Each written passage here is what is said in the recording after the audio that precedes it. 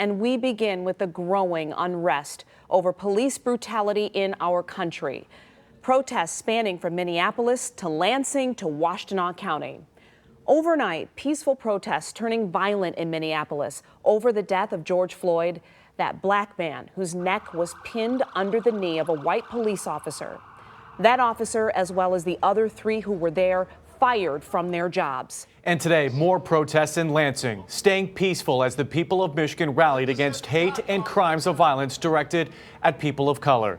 Meantime, protests continued outside the Washtenaw County Jail today over a video showing alleged use of excessive force in a couple's arrest. The disturbing video shows a Washtenaw County woman punched multiple times by a sheriff's deputy.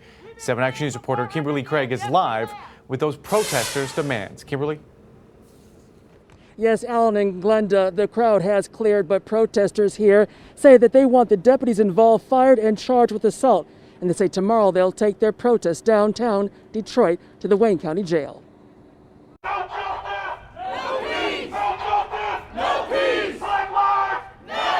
A large crowd began their protest outside the Washtenaw County Jail, and then they began to march down Washtenaw Avenue, again protesting alleged police brutality in the arrest of 45-year-old Shatina Grady L. and her husband Daniel. And it was clear their voices were speaking to more than what they say was the unlawful arrest of the Ypsilanti Township couple, but troubling encounters with police across the country, including the death of George Floyd in Minnesota. A normal person cannot kneel on someone's neck until they die.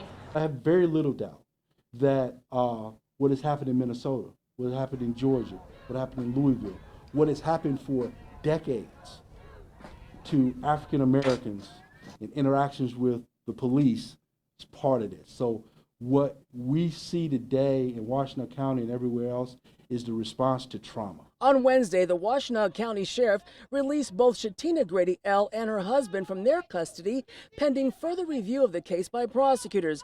Daniel Grady L. walked out, but Taylor police picked his wife up for an outstanding resisting arrest charge in their city. She remains in the Wayne County Jail because even if she bonds out on that case, she still has a bench warrant in another case stemming from her arrest in Canton last year, in which she accuses officers of police brutality. Police allege she bit an officer's hand. So here's this woman who got her ass kicked, suffering in jail. We gotta stop being so weak. We gotta fight back the right way.